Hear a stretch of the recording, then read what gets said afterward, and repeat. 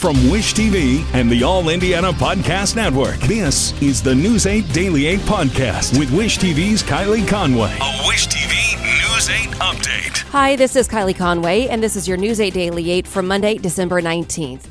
After a frigid start, 17 degrees with wind chills in the single digits, the clouds are going to increase throughout the day with high temperatures in the low to mid-30s. The January 6th House panel could recommend criminal charges against former President Trump today. The committee is scheduled to hold its final public hearing. Lawmakers are considering referring multiple crimes to the Justice Department, including insurrection and conspiracy to defraud the United States. Hearing is set for 1 o'clock this afternoon. The panel says it will release its final report Wednesday, showing the panel's justification for recommending the charges. Today, jury selection is set to start in the seditious conspiracy trial against 5 Proud Boys members. The group's former national chairman, Enrique Tarrio, and 4 other members are charged in the 2021 attack on the Capitol. Prosecutors call it a plot to overturn President Biden's victory. Defense attorneys deny that Proud Boys leaders planned or led the attack. Court records show Tarrio posted on social media about revolution days before the riot and discussed attacking the Capitol with members. Tarrio was not at the Capitol on January 6. Police arrested him 2 days earlier on charges he vandalized a Black Lives Matter banner. Tarrio and the others face up to 20 years in prison if convicted. The trial is expected to last at least 6 weeks. Another Republican may soon announce a 2024 presidential run. Arkansas Governor Asa Hutchinson has said he is seriously considering it. Former President Donald Trump has already announced he will run again, and many expect Florida Governor Ron DeSantis and former Vice President Mike Pence to also challenge Trump. Authorities in Tipton County say a crash left 2 young people dead. It happened just after 2 yesterday morning at the intersection of State Road 19 and Division Road, just north of Tipton. The coroner tells us that 18-year-old Connor Petro was speeding in a smart car when he lost control and rolled the car.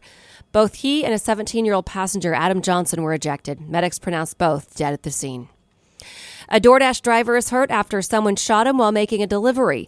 The online police report shows IMPD arrived at Community Hospital South yesterday morning where doctors were treating the victim.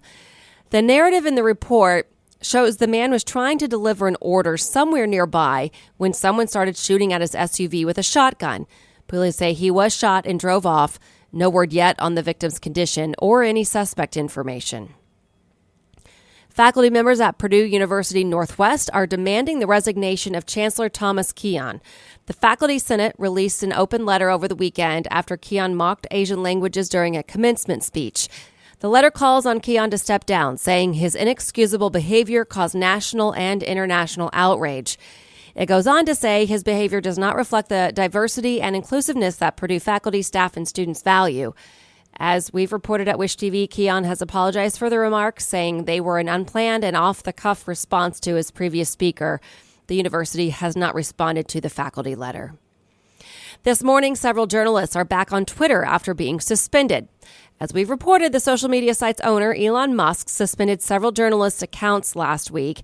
The company didn't explain the decision, but Musk claimed reporters were doxing him by sharing his whereabouts.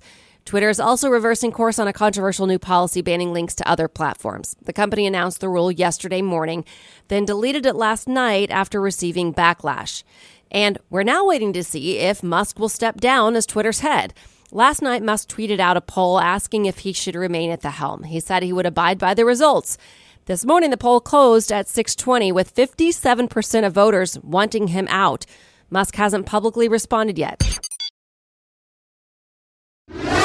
And happening today, the founder of cryptocurrency company FTX could surrender to U.S. authorities. Multiple reports indicate Sam Bankman-Fried will drop his extradition fight during a court hearing in the Bahamas. That's where police arrested him last week. Once in the U.S., he'll appear before a judge for an arraignment and bail hearing. As we've reported, Bankman-Fried is charged with 8 counts of fraud and conspiracy. He could spend up to 115 years in prison if convicted on all counts. The mayor of New York City says he is bracing for another influx of buses carrying thousands of migrants from the southern border. Mayor Eric Adams sent a memo to the city council after 2 buses arrived yesterday. He expects 10 to 15 more buses will arrive in the next few days. This is happening as the Trump-era Title 42 policy is set to expire on Wednesday. The rule allowed federal officials to prevent asylum seekers from entering the U.S. during the pandemic. It deterred more than 2.5 million migrants from crossing the border since March of 2020. Hawaiian Airlines is calling a flight that ended with several serious injuries an unusual event. Severe turbulence rocked the flight from Phoenix to Honolulu yesterday. An 18-year-old college student on her way home from winter break posted video of the aftermath on social media. She said the turbulence felt normal at first, but then the shaking quickly escalated.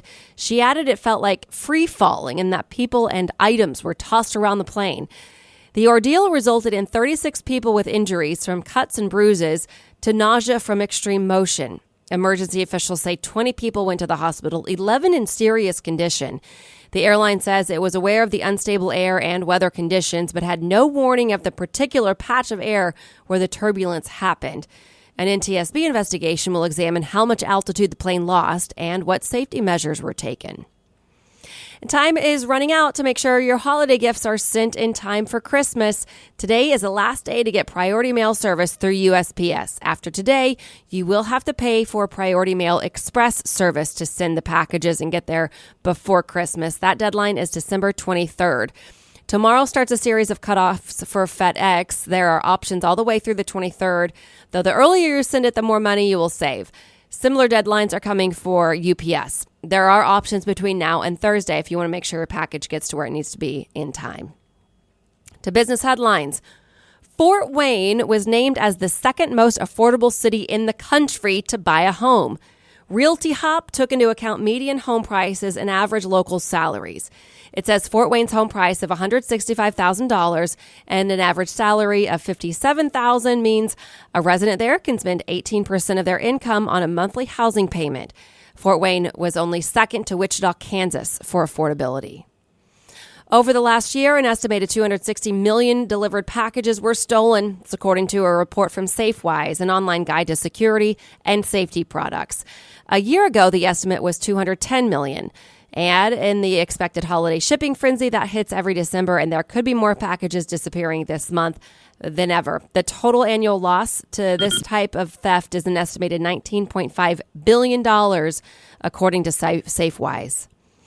And most parents say they use technology to supplement their child's education. Conducted by OnePoll on behalf of Duolingo ABC, a literacy app for kids, the results revealed 71% of parents have already used a learning app to help their child. Tech is also allowing parents to keep duties like sports and club schedules, as well as lunches and meals organized. And finally, the most expensive of the 5 fast food major joints is Wendy's. Over the past year, the cost to dine at the chain increased by 35%, making it the largest bump across the big 5 this year. That's according to new data from PriceListo.com, which gathered the data from in-store visits, phone interviews, and uploaded information from business owners nationally. Taco Bell was the cheapest. This has been your News 8 Daily 8 for Wish TV. I'm Kylie Conway, online at wishtv.com, and follow us on Facebook when you search Wish TV. This is the News 8 Daily 8 podcast with Wish TV's Kylie Conway. A Wish TV News 8 update on demand. For even more, on demand and on the go. Connect with Wish TV on Facebook at wishtv.com and on the free Wish TV mobile app.